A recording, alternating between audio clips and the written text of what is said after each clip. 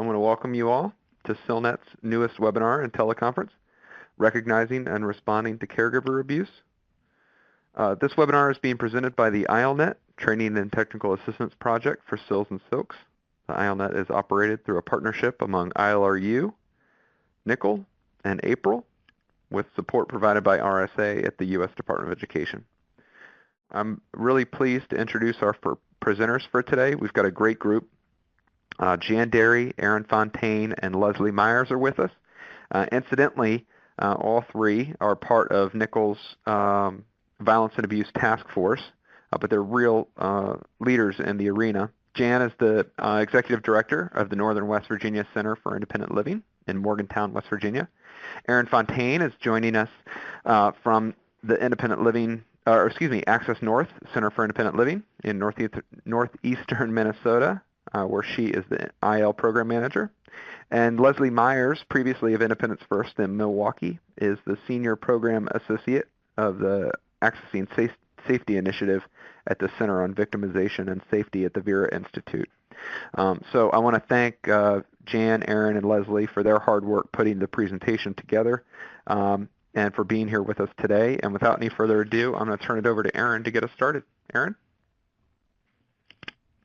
Thank you, Tim. Can you hear me okay? Yep. All right. So just to touch on our objectives, which I'm sure you've all seen ahead of time, we're just kind of breaking this into 4 parts, so we have some time to ask questions in between.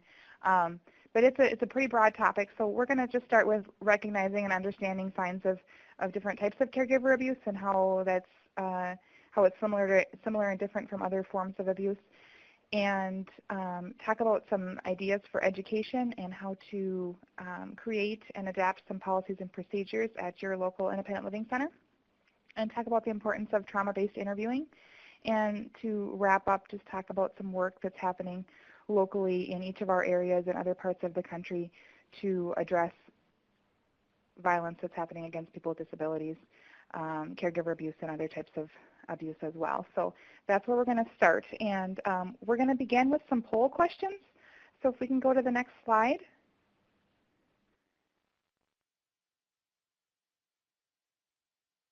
I know we have people from across the country here today, and just want to kind of get a feel for what experience you all have around the issue of caregiver abuse. And so I'm going to ask, have you or anyone at your independent living center been involved with work around violence abuse of people with disabilities?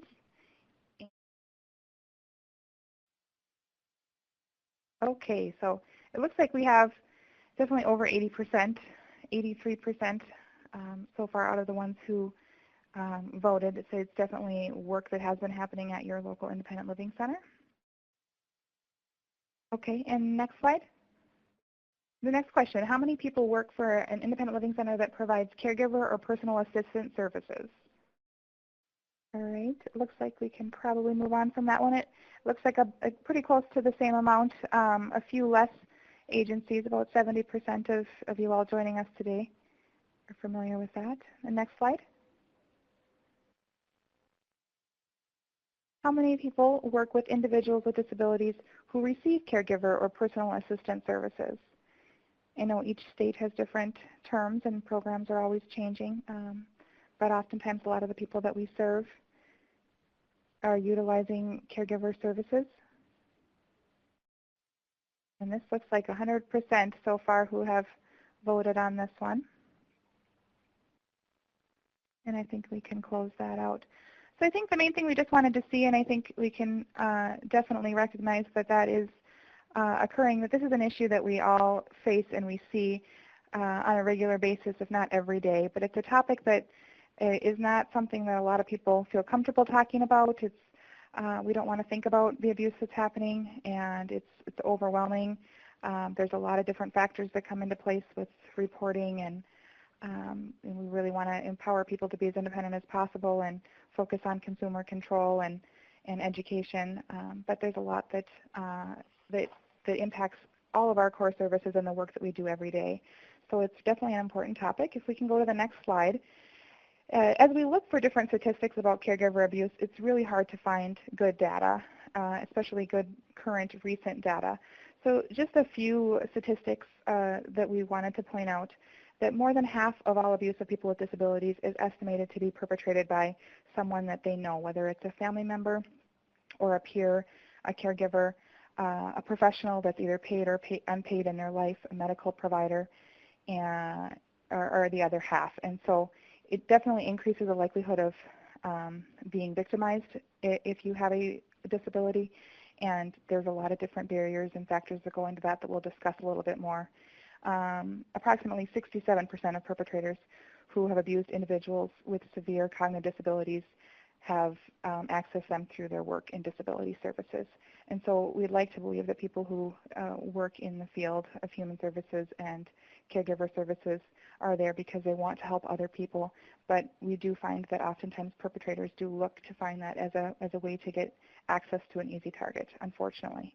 So the statistics are not anything that's really going to give us good hard data because a lot of things are underreported and unreported. But it's helpful just to kind of see that it definitely is a really large issue. And although most forms of abuse are perpetrated by people that we know and are familiar with and not strangers that people, in media might portray. Next slide. So what is caregiver abuse? When we talk about domestic violence, sexual assault, lots of different types of abuse, we're focusing today on caregiver abuse, and it's really the misuse of power in a caregiving relationship. It may be a paid or unpaid relationship. It may be a family member who is that caregiver. It may be someone who's coming in from an outside provider that has no previous relationship. But there's a misuse of that power, and we're going to look a little bit at that dynamic. If we can go to the next slide. So many times we hear the word abuse or violence, and we think of the physical violence or the marks that are left behind or bruises. But there are so many other types of abuse that are just as powerful and hurtful. We look at sexual assault. We look at verbal and emotional abuse, which is often really hard to document and prove when there is, you talk about he said, she said, things that are going on a regular basis. Definitely financial abuse and neglect. And so those are some of the different types of abuse we're looking at. Next slide, we're going to look at a power and control wheel that was specifically designed, modified from a power and control wheel that was developed by domestic abuse intervention programs in Duluth. And so if you work at all with domestic violence agencies, you may have heard of a power and control wheel and equality wheel that was designed to look at those dynamics between an abuser and their partner. And really looking at this at the intersection of disability and violence, there has been multiple different wheels modified. There are some with picture images, some with clearer, easier language to read, and a variety of different options to kind of help see how those dynamics play out. So in your materials you received, as you can tell, it's really hard to see this wheel on your screen, and the print is not very legible. So you do have it as an attachment as a PDF as well. But if you look in the middle, it says power and control, and it's kind of looking at all of the different spokes. There are 8 spokes around the wheel. And violence, whether it's physical or sexual or other, is really coming into play all around full circle. And if we look at the categories, starting at the top and going clockwise, we have intimidation, which happens in any relationship, but the intimidation can be multiplied in a caregiving role. Emotional abuse, isolation, minimizing, justifying, and blaming, withholding, misuse, or delay needed supports, whether that's someone's medications, whether that's their adaptive equipment, whether it's the support that they might need, economic abuse, whether it's misusing someone's property, taking their income or their checks and bringing them to the bank or going to pay for something and not giving them the rest of their money, whether that's borrowing their vehicle or their property and not returning it or damaging it, using that relationship of caregiver privilege and treating that individual as if they are childlike or that they have control in that relationship as they are the one who is providing the care, denying them their right to privacy, using coercion and threats. So we can see how all of those different dynamics that come into play in a caregiving relationship, whether it is paid or unpaid, really take away power and control from a person with a disability who is receiving that support of personal care assistance, whether it's paid or unpaid. So it really is helpful for us working in an independent living center to be aware of some of those dynamics. We might be the one who is most likely to see those red flags as they're happening, and witnessing them and being able to recognize and respond in that way. So if you take time when you have time after today to look over that a little closer and look at some of those bullets so you can get a better understanding. Also attached is the second page of it, which is not on our slide, but it's on your attachment, is an equality wheel, and looking at how to use nonviolent methods and how to support people as a caregiver. So it's great information for if you're doing training for caregivers or supporting for caregivers on using non-threatening behaviors and the importance of dignity and respect, and involvement and consumer choice and control in the caregiving and care plan that they're working on. So that's helpful. The next slide is just briefly talking about overprotection. And so many times when we do trainings or involvement with guardians, family members really wanting to protect a person with a disability, that there is really a concern that we can really be going too far. So if I am trying to prevent someone maybe from getting the education or knowing about their rights or understanding relationships or appropriate boundaries, because I'm afraid that maybe that person isn't going to be able to fully understand the dynamics of that, then we have a huge concern about overprotecting someone and putting them at greater vulnerability and greater risk of abuse. And so we want to make sure that we're aware of that, and really that knowledge is power, and it's really important that we educate. Next slide. So just some risk factors.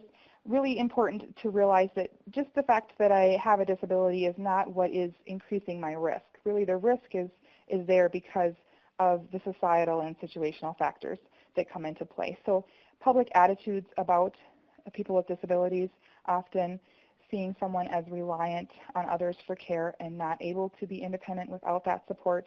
So many times there's isolation, so you may be the only people that you have a chance or have the opportunity to interact with, or that you're getting to see on a regular basis, are connected to your caregivers or work for the same company as your caregivers or involved in some other way with your caregivers, where you might not have as much opportunity to interact with other support systems. The nature and severity of a person's disability may increase the difficulty of them being able to report. So if they have communication barriers, they may choose to see that person as an easier target because they may not be able to communicate or report the abuse that's happening. If a person has a mental health diagnosis, they may be seen that they may not be valid if they try to go through the court systems. And so it's really important that we provide education and awareness and help people get the supports that they need so that they can access whatever it might be, whether it's advocacy related to domestic violence or caregiver abuse, or it's reporting through adult protective services, or it's a legal concern. And I think a lot of times too, talk about socialization of people with disabilities to be compliant. So many times we learn about all of these roles of people in positions of power, whether that's teachers and social workers and case managers and law enforcement, and we see all of these people who are in positions of power and that have this authority and control, and it's hard to separate those things out and realize when maybe somebody is misusing, taking advantage of that position of power against another person. And so it's really important to be aware of all these additional risk factors so that we can try to address those and provide more education and awareness. Next slide. We've done a lot of focus groups through a previous grant project in Duluth, where we really talked about what are some of the barriers. Why might abuse be not being reported on a regular basis? Because we know it's happening, and a lot of times people say they may be attempting to make a report, but that who they're reporting to may not be the appropriate source. They may not be aware of those red flags to watch for. They may be seen as a difficult client because they've had multiple concerns with caregivers who may be taking advantage of them. They may be concerned if they report that caregiver that their provider will drop them and they won't get another caregiver, and they really need that support so that they can remain independent. Concerns that they may have retaliation by their caregivers. Just so many concerns around if they have children at home, that if there is a report that they may say if they're not able to care for themselves or protect themselves from this form of abuse, that maybe they're not able to take care of their children. Obviously, all myths that are in place that are really being perpetuated in our society over and over again.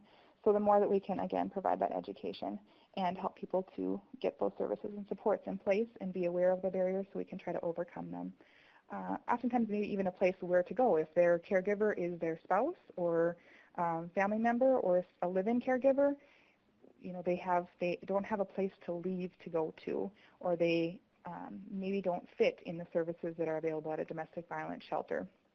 Each state and each local domestic violence resource has different guidelines of what they consider to be domestic violence, but it's usually looking at an intimate partner relationship, and depending on the services, they may or may not see a caregiver as an intimate partner relationship. That's definitely controversial right now, back and forth in different agencies. So really that's just to kind of give you a glimpse and an overview of the basics of what caregiver abuse might be and what to kind of look for. And I think we can go to the next slide and see if we have any questions to address at this point.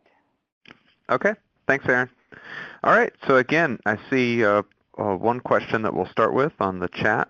Start with this question from Higgins here, and Higgins asks, of the 67% that you mentioned who are abused through work contact, is there information to indicate majority of the sites that abuse happens in nursing homes, ILCs, et cetera?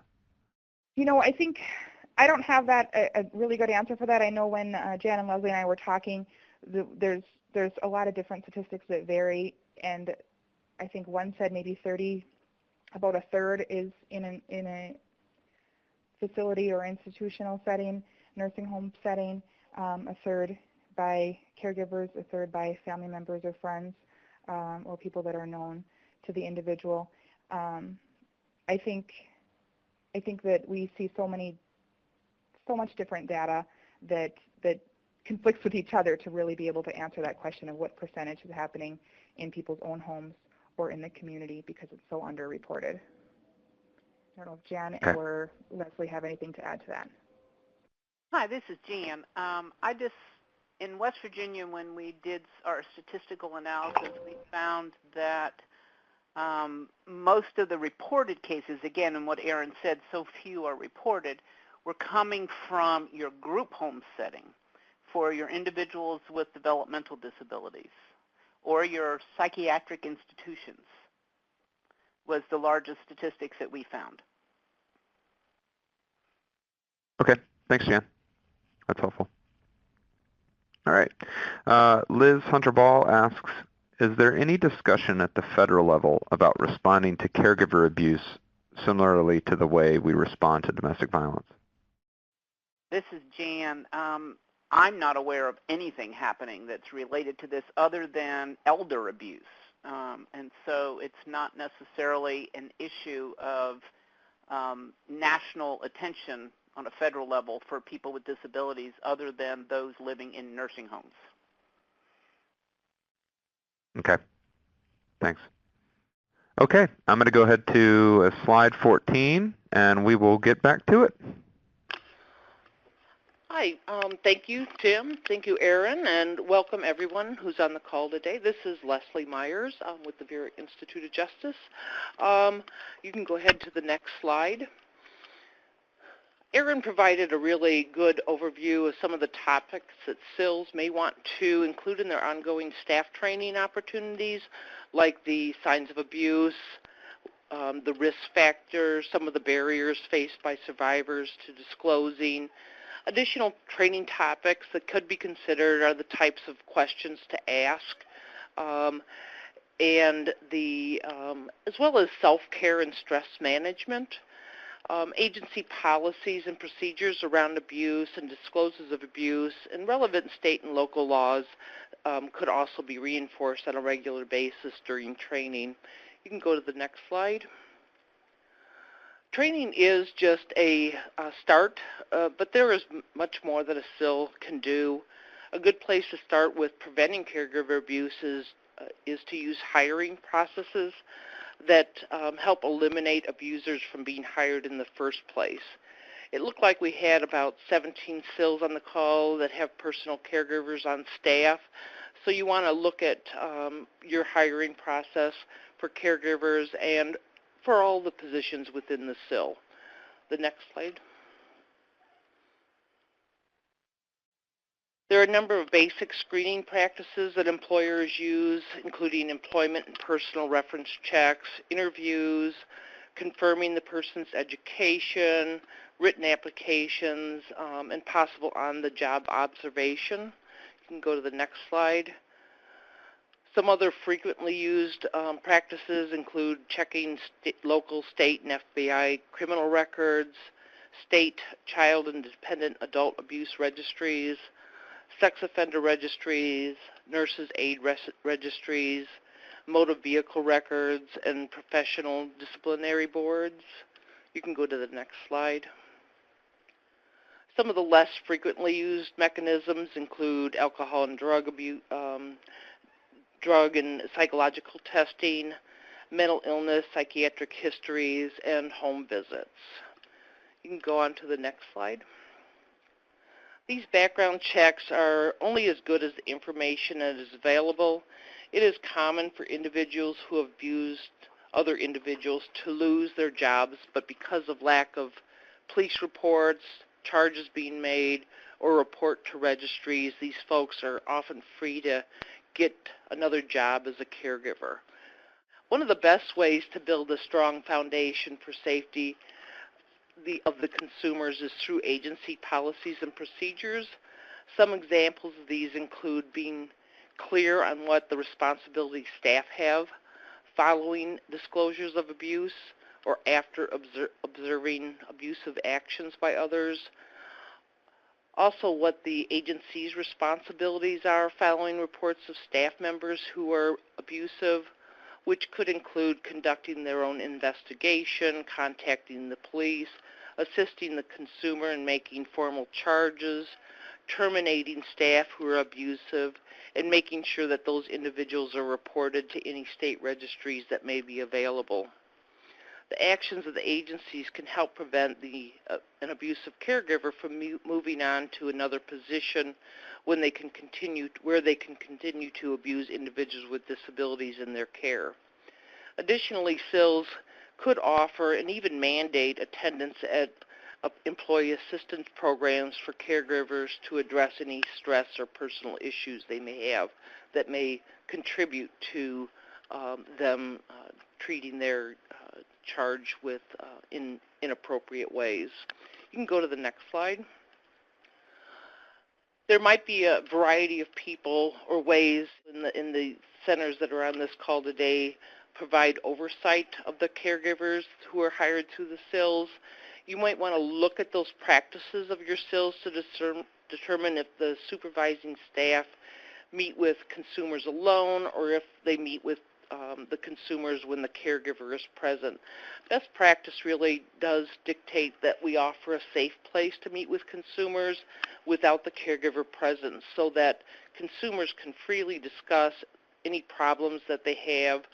They can feel more comfortable in a place where they can disclose abuse that might be occurring and to ensure that consumers' safety and well-being is being addressed.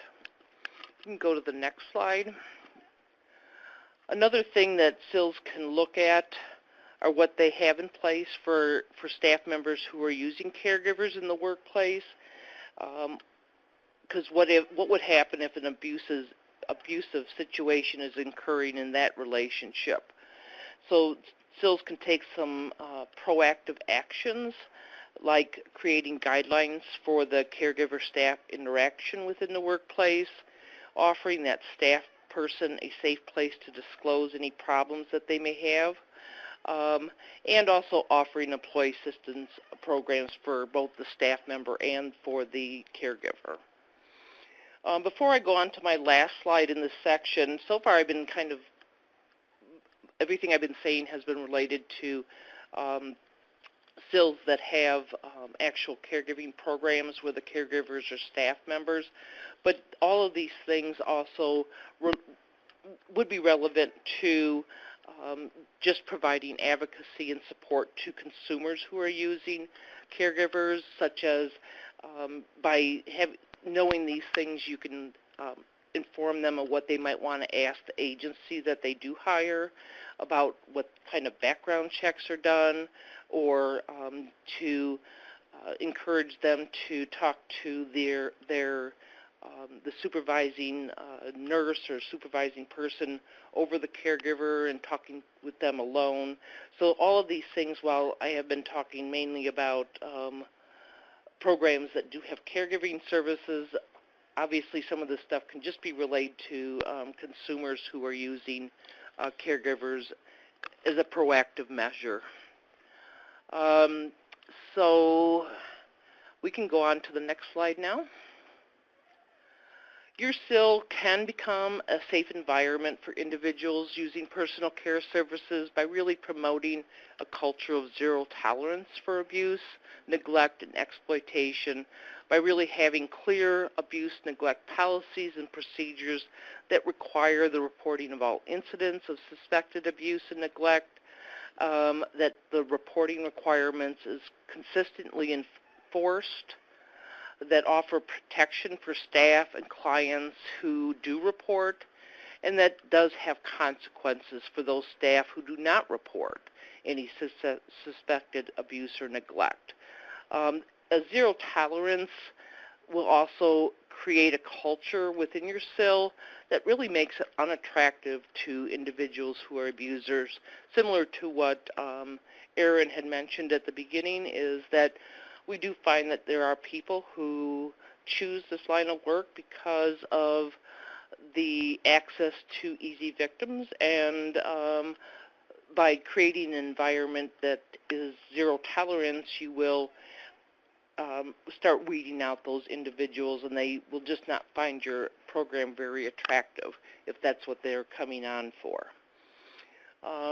So we can now go on to the questions if you want to go to the next slide. Give everyone a few seconds to type out their questions. Okay, but nothing's come up. So, thanks so much, Leslie. Again, we'll have more Q&A breaks moving forward. Okay, I'm going to go ahead to slide 25 and turn it over to Jan, I believe. Is that right? This is Jan Derry from West Virginia, wild, wonderful West Virginia, and I was absolutely thrilled to see the answers that so many SILs were doing work in this area. And as co-chair of the task force, I'm hoping I can learn at some point what it is that you all are doing so we can benefit from your efforts to share with other NICL member organizations. So I was thrilled to see that. One of the things that I want to really point out with trauma-based interviewing is the number one rule is that you start by believing. You may be the first person this individual is telling, and your reactions can determine how well this person is going to heal and the process for recovery. So if you have a negative reaction and don't believe that person, they will more than likely shut down and not even go further. I wanted to let you know that trauma can create a physical response, an emotional response, and a cognitive response as well. Next, oh, you're already there. Okay. Emotional trauma. Trauma can exacerbate mental health symptoms. And there's a quote that I learned when I first started doing this work that I think is just so important to realize, that trauma is to mental illness as smoking is to cancer. Let's just think about that for a minute. A lot of individuals that have come in contact with our center who have significant mental health issues also have experienced trauma throughout their life, and the mental health symptoms have often been their method for dealing with that trauma. And so it's important to realize that probably the first thing to remember is to not say what's wrong with you, which we wouldn't say that, but some people would. It's what happened to you.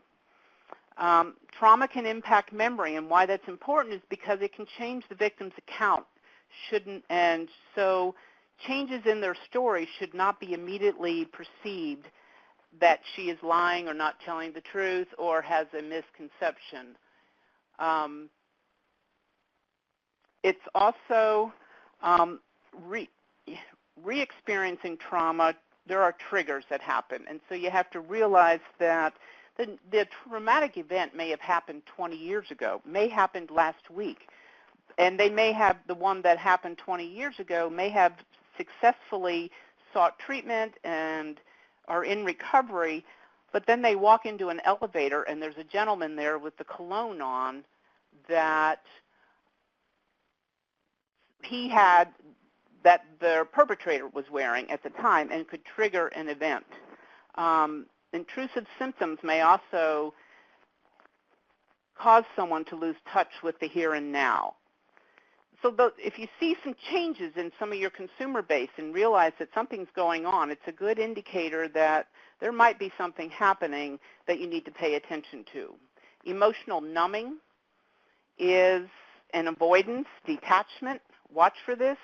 Self-medication. Typically, individuals who are dealing with traumatic events that are not getting the support that they need may try self-medication with alcohol or drugs. Some individuals use mutilation, self-harm, and other things like that that are new behaviors that could be a real indicator that something's happening. Hypervigilance, jumpiness, being on guard, overreaction, including sudden, unprovoked anger, anxiety, insomnia. So if you're trying to help identify and see that all of a sudden there's changes in behaviors that you can't understand, we have to realize that most CILs don't have mental health professionals on staff, and that most individuals, nearly 1/3 of all rape victims, develop PTSD. And so developing a relationship with a mental health provider is critical for part of that community support system. So it might be real helpful for you to be getting some of those resources in line before you need them. Victims who have to worry about ongoing contact with their perpetrator, their post-assault fears and hypervigilance may be extremely acute because they can't get away from it. And like Erin and Leslie shared, sometimes they have no choice. Next slide, please.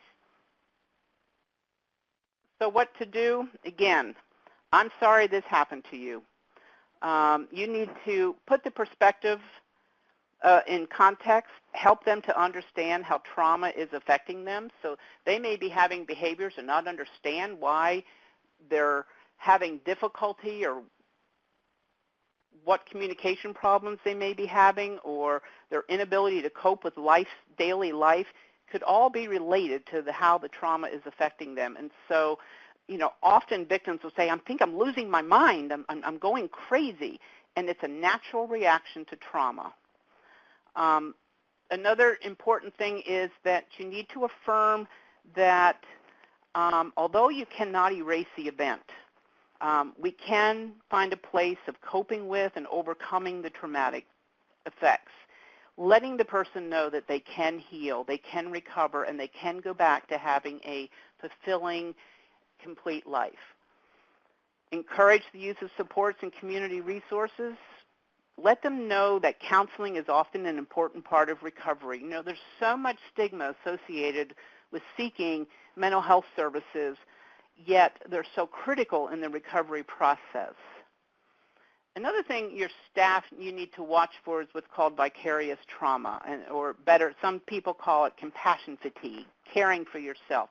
You need to make sure that staff who are working in this situation and are directly involved in working with trauma victims, that they aren't suffering from compassion fatigue themselves, that there is a way for them to care for themselves.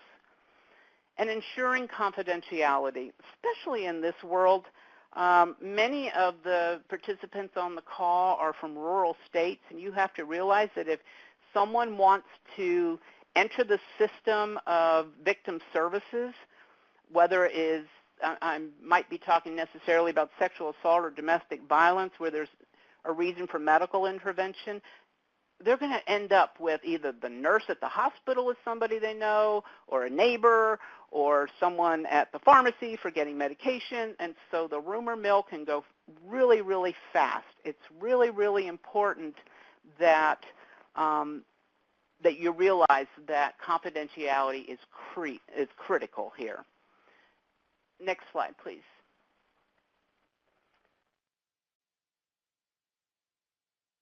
Crisis intervention. Obviously, there are three things you need to do. You're going to strive to display acceptance, empathy, and support for this individual. Listen and believe and ensure safety. You need to make sure that that person is safe to be talking about what they need to be talking about with you. And keep in mind that you're managing the situation. You're not going to resolve it. You're trying to stop the emotional bleeding and ensure guidance for the victim. And you want to take your guidance from the victim and the consumer as we would in a consumer-directed service delivery system. We want to ensure that those who are providing the intervention at this point realize that the best teacher is the individual who is speaking, the person who has been, who is dealing with the crisis themselves. You need to also be clear about your role. You don't know what you don't know here when it comes to, when I first got involved in this program, working with sexual assault victims with disabilities, I had no idea what I was doing. And so to think that all of a sudden you can change an intake form and says, are you safe at home? And and they answer no, if you don't have the steps in place to deal with what that answer is, then you could be re-traumatizing that person, and it's another door that's going to slam in their face. So you need to know what it is that you actually can do. Obviously, you're going to have to discuss the whole issue of reporting requirements and options, so it's important that you know what the mandatory reporting requirements are in your state. Provide a safe environment. Again, keep the personal assistant, the caregiver, the family member away from that individual so that they have the opportunity to share what it is that they want to tell you, and to have to develop healthy coping strategies. One point to keep in mind is, remember that if you're working with someone who uses a sign language interpreter, more than likely that family that may have brought them in, or a caregiver or something like that, also uses sign language and understands sign language. So it's important that you keep the distance between and keep the visual barriers between the individuals too, so that if you have a glass door or a glass window and they're signing and they can see everything that's being said. Another key thing is to do not judge. Self-blaming is often the reason for not reporting, so focus on survival and coping. Try to assist the individual at not taking responsibility for what happened. For often you hear things like, if I hadn't gone there, or if I didn't do this, if I didn't drink that, or if I didn't allow them to do this, they take responsibility. It is never their fault. Disabilities may impact the process in crisis.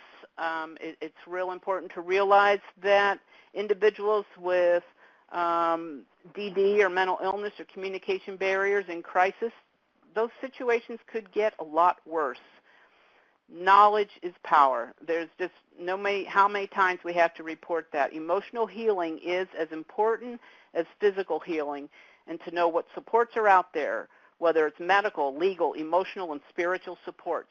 Get that stuff aware. Make sure your staff are aware of what those resources are. Next slide, please.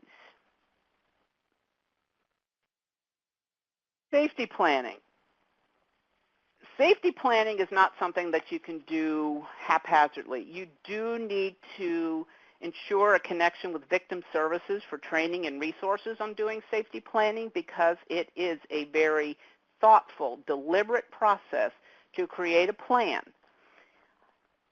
It's an ongoing process. It's not a one-time event, and it changes as their life changes, as situations change.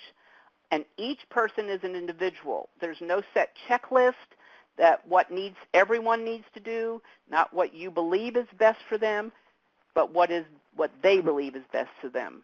Often a service provider believes that they know, no, this is what you need to do. I'm telling you this is where you need to go. This is how you need to respond to this. What to ask in a crisis? The most important thing is, are you safe? Is there something we can do to help you become safe?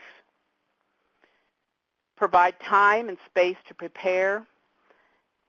Incorporate the unique needs of the individuals through accommodations and helping them to determine, know ahead of time. If a shelter is not accessible, where can a person go? Or what's been set up? Is there an MOU set up with a local hotel? This is something that you can do about helping to prepare for this work. Help them develop a checklist of what to take with them, whether it's important papers or their medications or contacts, insurance. You can put together this stuff that would be extremely helpful for them to look through and have prepared to go should they have to go in a hurry. And include resources that are available if needed. Safety solutions that represent a loss of independence is not a solution.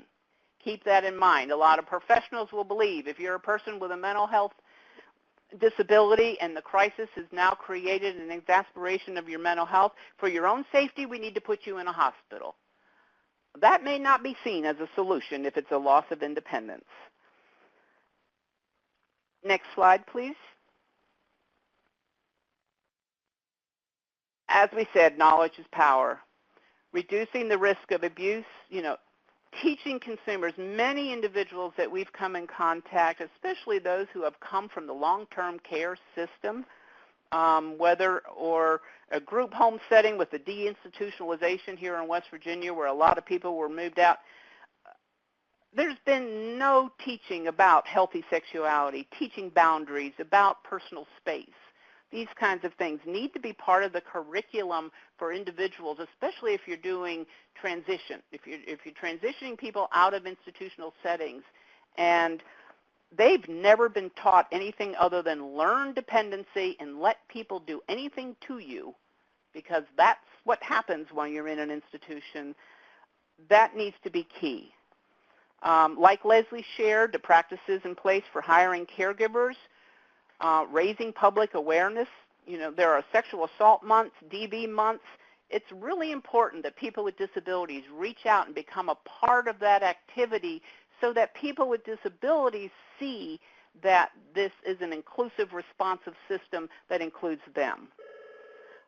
Again, training staff. The first year that we got involved in this program that was funded by OVW, was spent in building our own competency. It's a whole different language. It's a whole different system than I was familiar with working in. And if you think IL has their own set of alphabet soup, the DV world, the sexual assault world has their own alphabet soup too. And so you need to have some training. Guidelines within your agency has already been discussed as to what, your reporting requirements, what your zero tolerance has already been addressed. And research what's being done in your state with new things like STOP grants, prevention work, rural health grants. That's a whole different funding stream that we're typically not a part of, but I've learned that other centers have been involved and they end up getting a sexual assault advocate right on staff, and it's funded by their STOP programs. And there are other resources that perhaps maybe Leslie can speak to that a little bit later. It's important that if when you're doing safety planning, if someone's in crisis at the time, that you address medical needs. And I'm going backwards here because I forgot to mention, and it's really, really important if you can help her develop a plan for immediate safety that includes immediate steps, any support person in her life or his life, and I'm saying her because just to stop having to say him and her, essential items that are needing if fleeing is necessary, and constantly keeping the referral available to rape crisis centers in your area. If you've got time to prepare and the person has time and it's not needing to flee, you know, identify whatever those fears and threats and barriers and other obstacles to their own personal well-being and address those barriers. An example, a courthouse is not accessible. How do they go to get a protective order? So perhaps finding out ahead of time, if your courthouse is not accessible and someone needs a protection order, how do they do that if they can't go and personally file it in your state? Identify safe communication mechanisms for this individual. Do, you know, have a service provide, if the domestic violence center is going to be sending information, obviously not having it come from an envelope that's labeled domestic violence center could be real important. And so determining with that individual, whether it's a post office box, what is the method they want you to use to communicate with them? And then if someone is preparing, you know, help them to identify a signal for alerting someone that you might be in danger, whether it's a red towel in the window, someone that may be able to respond and call the police or something like that. And then think about planning an escape route. And there's all sorts of other things that need to be considered. And again, I have to encourage you to reach out to your victimization, your victim services individuals to assist in learning what should be included, because you don't want to be responsible for doing a safety plan when you don't know what it is you're doing. And I cannot stress enough the importance of working in the community, which is the next slide, which is where we're going to go. I'm going to stop with questions and answers. Okay. Thanks, Jan. I'm going to jump right into these web questions. First question, Jan, is from Karen Williams, who's wondering if you could expand a little bit on vicarious trauma. Sure. Vicarious trauma is when you are just so distraught about what the individual is dealing with, your consumer base. If you've got 3 or 4 or 5 consumers coming to you, I think we do this at SILS all the time, that we just get so wrapped up in their stories and their lives, and we want to fix it all. And if someone is being traumatized to such a level that it affects you emotionally, then you're going to get burned out. You're going to get fried, and you're going to have your own traumatic events and waking up in the middle of the night thinking, oh, I'm worried about what's going on. And so you end up being the one that's also experiencing trauma. Does that make any sense? Yeah, I think that's helpful. Jan, could I go ahead and add something in there? Oh, please do.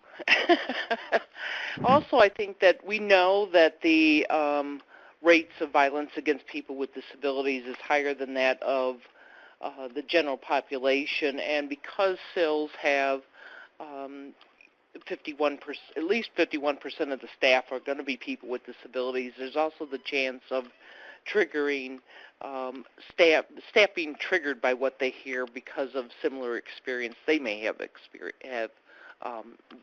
had in their past. Good point. Okay, thanks. On to the next question from Liz Hunter-Ball. Liz is asking if you all can talk a little bit more about providing a safe environment. And if I could frame that a bit, since it's complex, can you talk about how centers can find out more and where they can go to learn more about providing a safe environment? Again, my first recommendation is that you instantly start developing a relationship with your um, your victim services. But secondly, one thing I found that was really, really helpful, because I'm a member of our sexual assault response team in Mon County, and one of the recommendations that was made was that we have the police come over to our center and help us look at our prehistoric block building with antique windows. Everything is really, we're not one of these fancy, nice centers, and help us look at the fact that we've only got 2 doors. What are our escape routes? Help us to develop an environment and a plan that should, like Leslie said, if it's a staff member and all of a sudden the caregiver sees their perpetrator coming into, not the caregiver, a consumer sees a perpetrator coming to the building, is there something we can do? And so having that assessment done of your center to look at what safety issues may exist.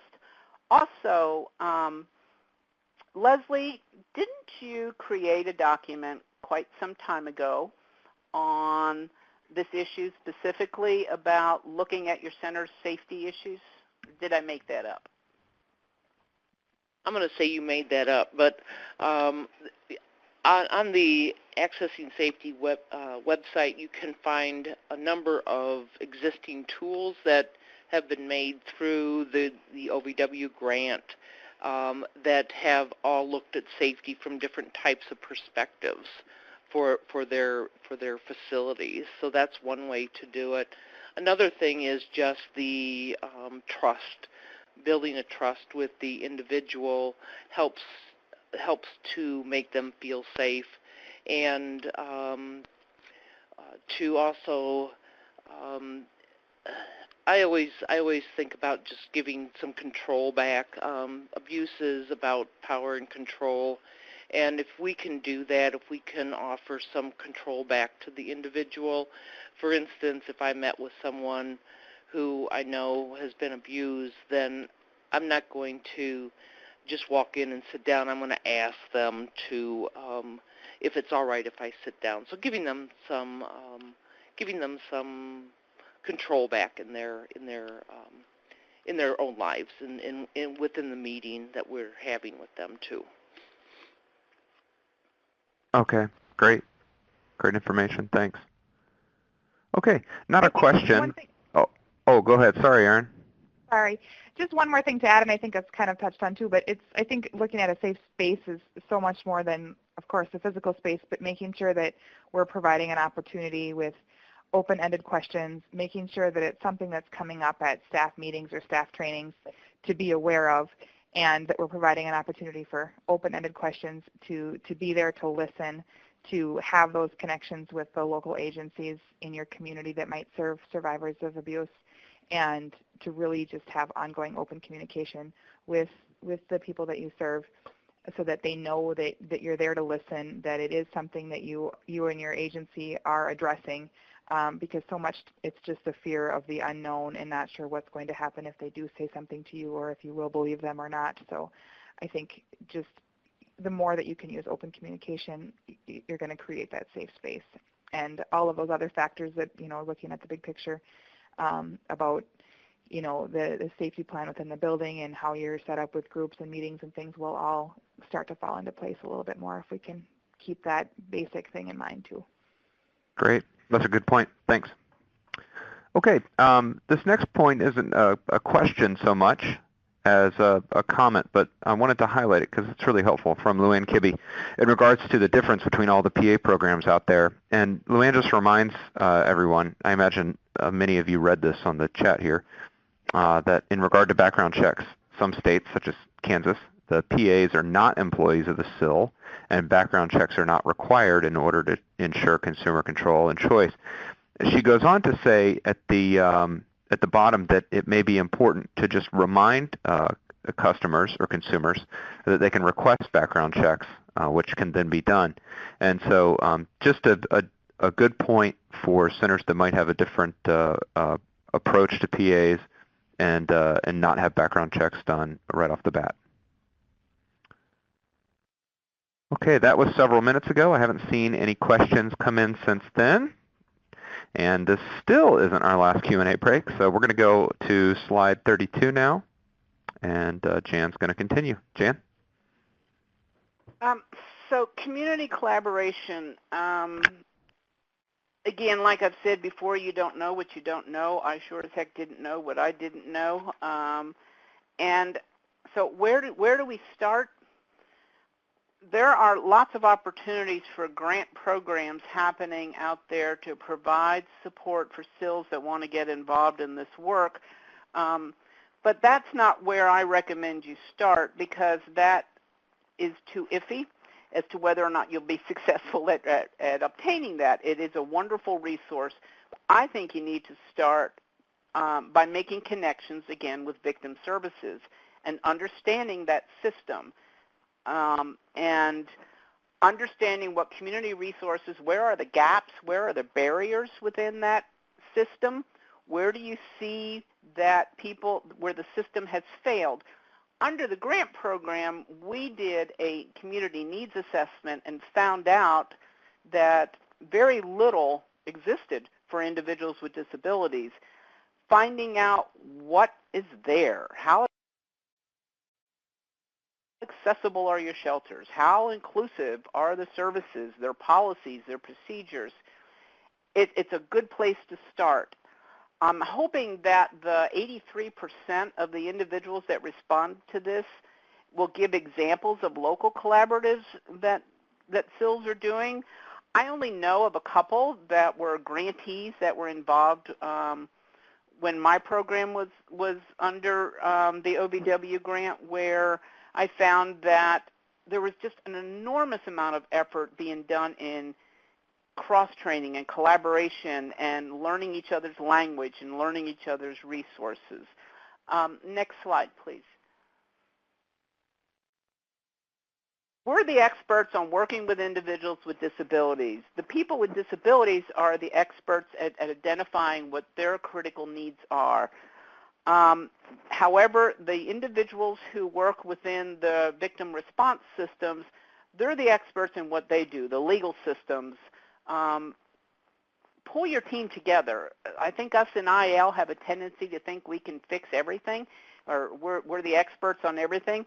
I've got breathing down, but short of that, I don't feel like I'm an expert at much of anything.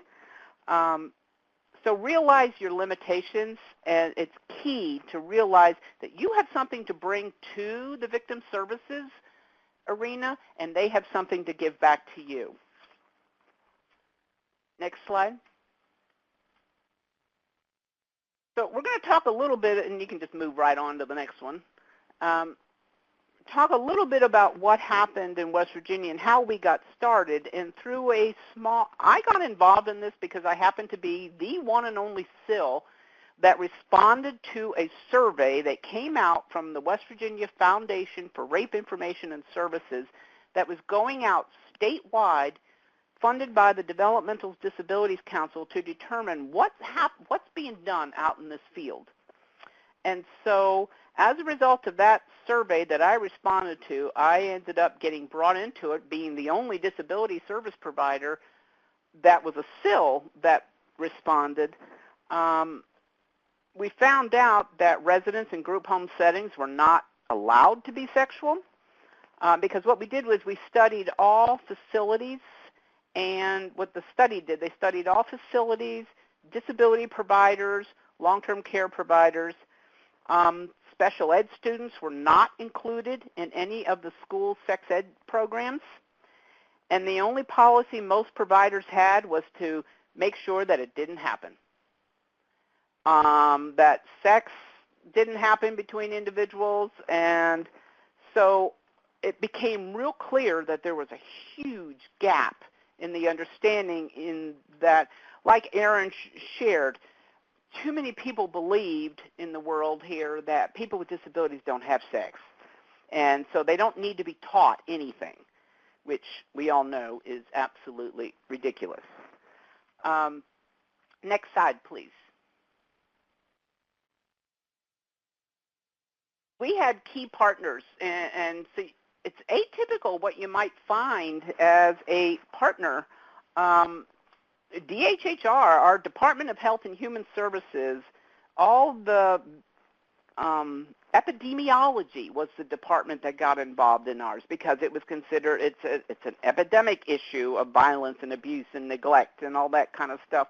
And so we pulled together a very unique partnership of the USED in the state and the Center for Independent Living, and DHHR, and our mission and our vision was to create a permanent systems change at all levels of sexual assault and disability systems that are fully integrated into existing structure of victim services. We didn't want a special structure. We weren't fighting for that. We wanted an inclusive system that existed for all victim services. And we expanded our local partnership to include all points of entry, improving accessibility. That was our goal, is where do people with disabilities access any types of services? So we did these pilot sites in 3 different counties where there was a comprehensive mental health center, where there was a SIL, where there was a rape crisis center, and we pulled together these different partners just to see where the gaps in services are. Again, foster collaboration and build sustainable common knowledge and ensure services and supports are accessible and responsive. Next slide, please. Aha! Now it goes to Leslie. Okay. All right. You can go ahead to the next slide. Thanks, Jan. When I was started working at Independence First in 1998, I really also started working on violence against people with disabilities. I did a lot of work in our service area and beyond around this issue. So what would happen in 2004 really came as a complete surprise after 6 years of really working intensively with the local agencies, and just to have everything fall apart like it did. You can go to the next slide. It looks like Jan is trying to move in on my story here, so you can go to the next slide. So in the case of Janet, again, might be a little bit hard to read. Janet was a woman with an intellectual developmental disability whose husband had beaten her, and her employer tried to help her to find help, which really ended up on my desk. First, the domestic violence programs would not take her because her speech disability made it difficult for her to talk on the phone and ask for help. Adult Protective Services wouldn't intervene because she was not on Social Security. And I love to tell this story, but we don't really have enough time for me to do so. So let's just say that that was when the dominoes really started to fall, and they continued to fall one right after another, with help closing its doors really at each step that we tried to take. You can go to the next slide. It took intervention by the state funder to make things start to happen in this emergency, but that intervention did have some conditions attached, and we all had to meet together to discuss what went wrong in Milwaukee, and as a result, 17 agencies came to that first meeting, which we eventually evolved into a collaboration called DART, which stands for Disability Abuse Response Team. DART eventually became a subcommittee of the Milwaukee Commission on Domestic Violence and Sexual Assault, and we continued to evolve the team, adding member programs as we needed them. And by 2010, we had 41 agencies that were part of DART. Next slide. All these agencies met regularly, and none of them were funded to do so.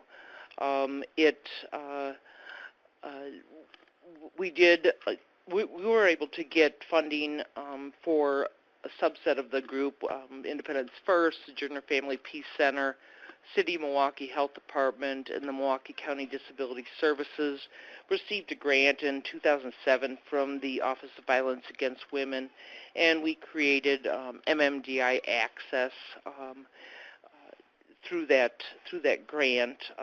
Independence First also had received OVW, Office Against Violence Against Women, funding twice to run what we call the Dark Transition House Program for individuals with disabilities who were in domestic violence situations and needed a place to go after their stay at shelter.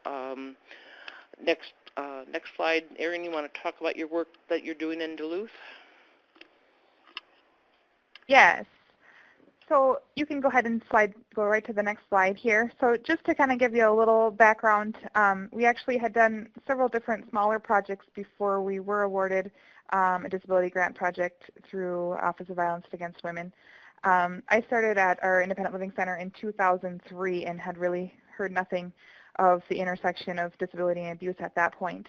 Our local sexual assault agency, which is PAVSA, Program to Aid Victims of Sexual Assault, had a SMART team. So here, of course, we have their whole new set of acronyms for us to learn. And the SMART team here in Minnesota is Sexual Assault Multidisciplinary Action Response Team. And their focus was pulling together advocates, law enforcement, and criminal justice, people across the system in the hospital settings, a SANE team, which is sexual assault nurse examiners that were there for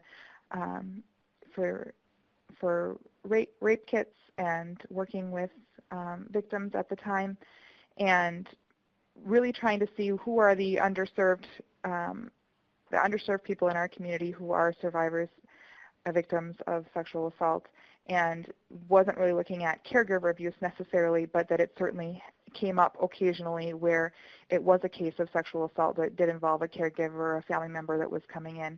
And so they were looking at several marginalized populations within our local community, focusing on trafficking victims, focusing on people with developmental or cognitive disabilities, focusing on people who have a mental health diagnosis, people who are homeless, and looking at so many times people were experiencing multiple barriers that were increasing their likelihood of being targeted as a victim.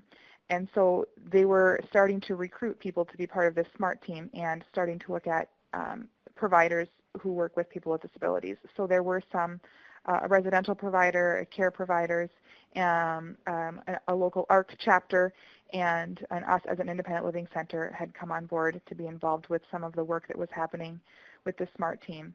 In 2006, Safe Place, which is a program out of Austin, Texas, that serves survivors of domestic violence, sexual assault, and they have built in an ASAP program, which is a safety awareness program, specifically working with survivors with disabilities, had put out a proposal trying to do some train-the-trainer opportunities with teams through ARC.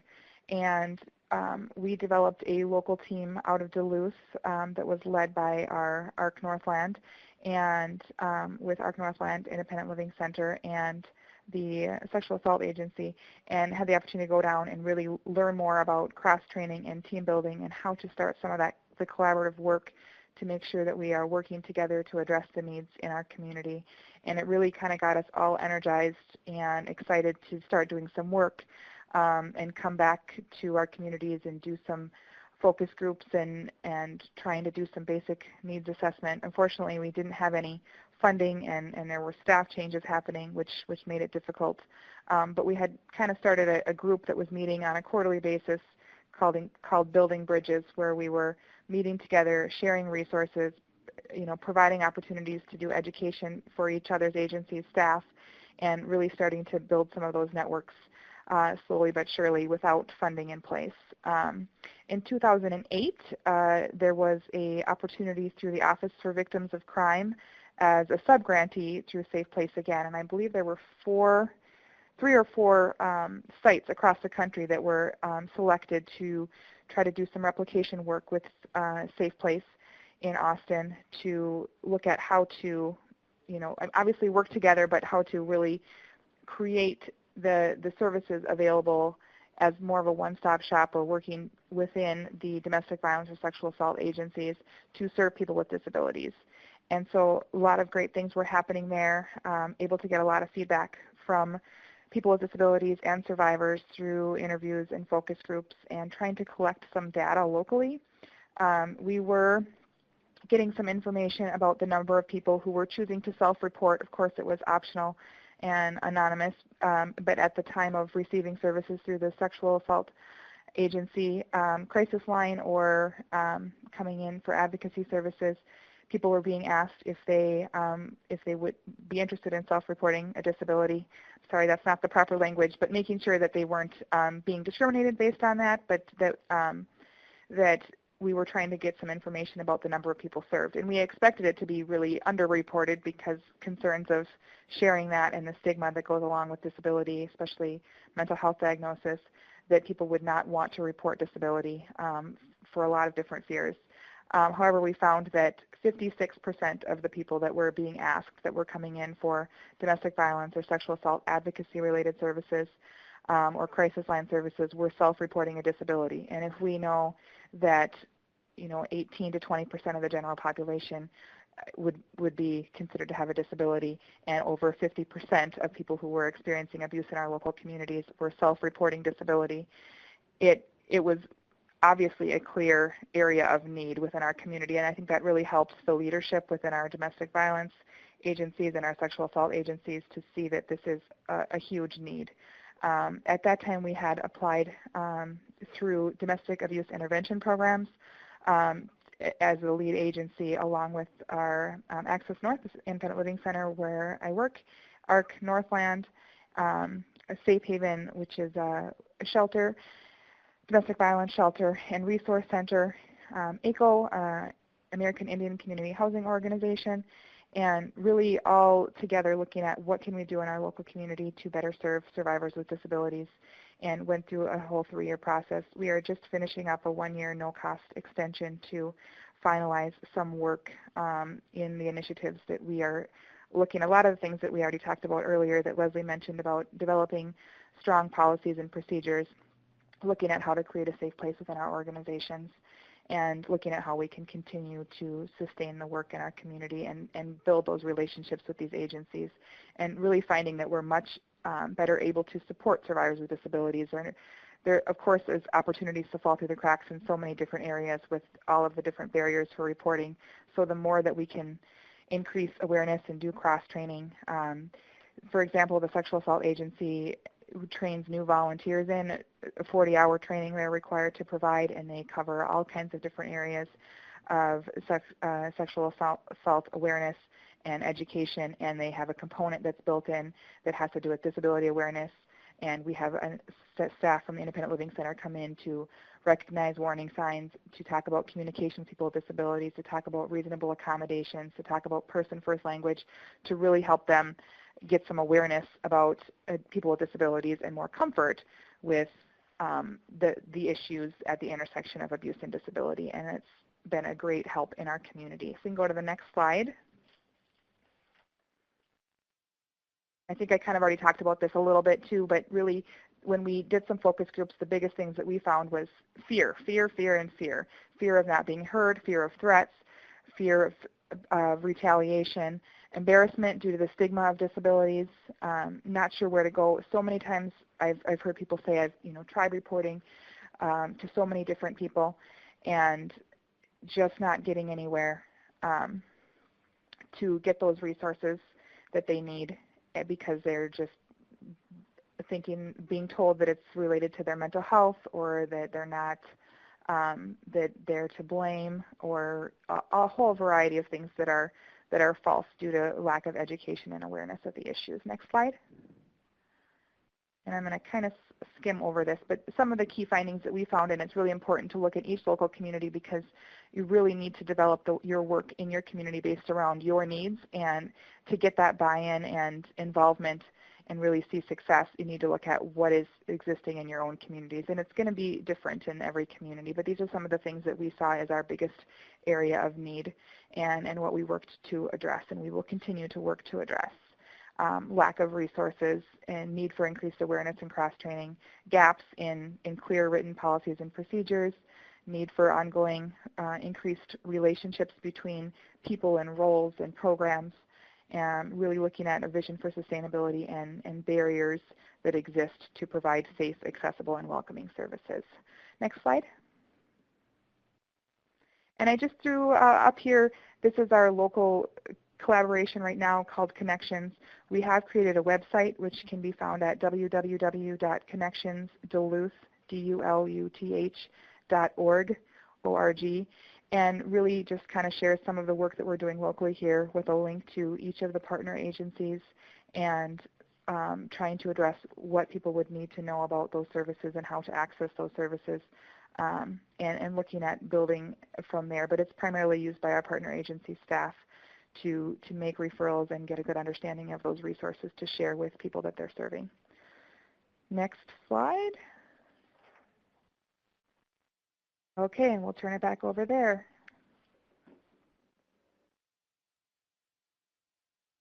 Jan, are you covering this one? Well, actually, I think Leslie was, but I was on mute, and she might be on mute too. So I'll just take it and go with it because we're running out of time here. Just wanted to let you know, obviously, that the Violence and Abuse Task Force started way back in 2006 and did a resolution at the annual conference. Since its inception, the task force has, obviously presented at workshops and conferences at both Nickel and April. We're constantly providing, one of our missions is to educate the membership, and so we're writing articles for the WAM. We encourage Nickel to take a stand on the current trends and issues of violence and abuse. We've done some resolutions that are available regarding abuse and violence and the no tolerance on institutional settings as well as community-based settings. We were very active with the reauthorization of the Violence Against Women's Act, and task force members provided comments to the legislation action that was going on. Next slide, please.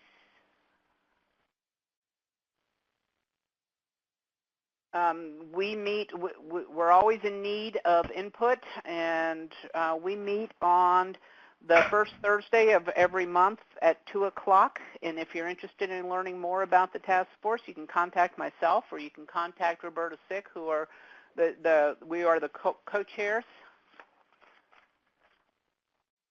And I don't know if we want to go to question and answers. If we're going to have time to share the last, we could just jump to the next slide real quick and go back to questions and answers. Yeah, that's fine, if you want to touch on the resources. Yeah, I just wanted to real quickly go into the resources. One of the outcomes of the project that we did in West Virginia was this toolkit that is readily available to any center that is interested in having access to it, and it provides, it's 4 books. It's in a toolkit. It's readily available on the FRIZ website, which will be on the next slide. It has sexual violence. The disability community does not understand all the rules and different sexual violence laws, and every state is different. So it provides training for the disability service provider as well as the sexual assault victim services provider.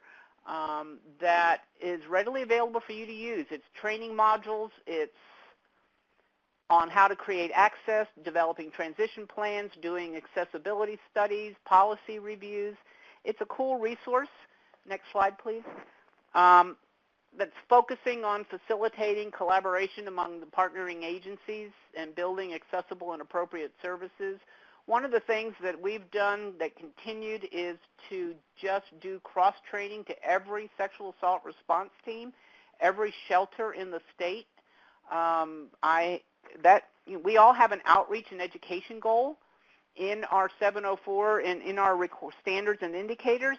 Make this the topic to start reaching out into your communities, to start making sure that the people who are doing victim services understand disability services. Next slide. The website to get to that toolkit, back up, I'm sorry, is, it's still there. It's FRIZ, okay, which is FRIS.org, and go to the resources and hit on the toolkit. It's on your handout and you can find it. there. We created some brochures that were specifically designed for individuals with disabilities. So, you know, you put the universal color on it, blue instead of teal, which is the sexual assault color. But it gets brochures that are available that you can look at and go to that site and download. There are lots of resources on that site that you can use to expand your own personal knowledge. Okay. Thanks, Jan, for the quick review of the resources. We're going to take the last few minutes here and go to questions. And I understand that we have a question in the on the phone. So that was a few minutes ago. Let's go there now, get that line unmuted, and see if the caller's still there. Okay, caller, you're unmuted. You can go ahead.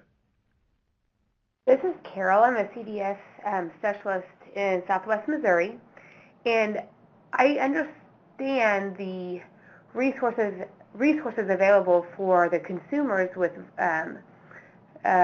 sexual abuse and violence and harassment and whatnot. But what I'm coming up against is, you know, our consumers are able to hire their own attendants, and now I've got attendants coming back to me saying, you know, how do I approach my consumer?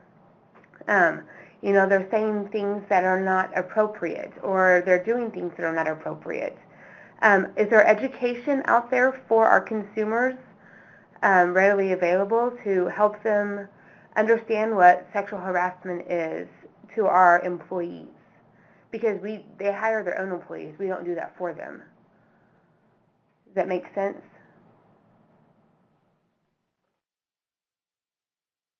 It makes sense. Any tips from you all? I'm sorry, I was responding to a chat, so I think that there's probably a number of different things probably online that you can look at. I don't know any right off the top of my head, anything that I can suggest, but there's a number of things that have been done online that might be helpful. And I don't have much time to give detail, but Luann Kibbe offered online that Kansas has a self-direction tool that I am assuming includes tips on like that for consumers. You can get that from the KACIL website. That's KACIL. That's the Kansas Association of Centers for Independent Living, and they have the toolkit on their website. Thank you. Also, a popular question, and I think I know the answer, but just want to double check on the chat, has been if the toolkit that Jan mentioned is free, and Jan said that it is free to download. So I just want to make sure that anybody who wasn't reading the chat was aware of that. Okay, thanks so much. Thank you. Okay, no other questions on the phone. And one other thing to add about as far as resources is that Safe Place in Austin, Texas has, I think you had a link off their website. If you can't find it, feel free to contact me too. But they had several fact sheets that were helpful for people who are managing their own caregivers, some tips as far as when you're hiring caregivers, and some things about managing your own care that might be helpful as well. Yeah, Safe Place is a fantastic resource. So, okay, good. Well, it is 4:31, so alas, I'm glad we've gotten through the questions because we are out of time. So I'm going to begin to wrap up here. I want to thank you, Erin, Leslie, and Jan for putting this presentation together. Really fantastic. Thanks also for offering your contact information, which is here on slide 55. And don't forget, you can always email me if you have questions about today's presentation or our larger training program, ILNet. If I can't answer your question, I'll pass it on to someone who can. My email, of course, is just tim@ncil.org. Thanks to all of you for taking time to join us today. Here on slide 56 is the evaluation form that I mentioned at the beginning of the call. And again, if you're participating in a small group today, if you would, please do fill this out as an individual so that we know what everyone thinks. Thanks so much for participating.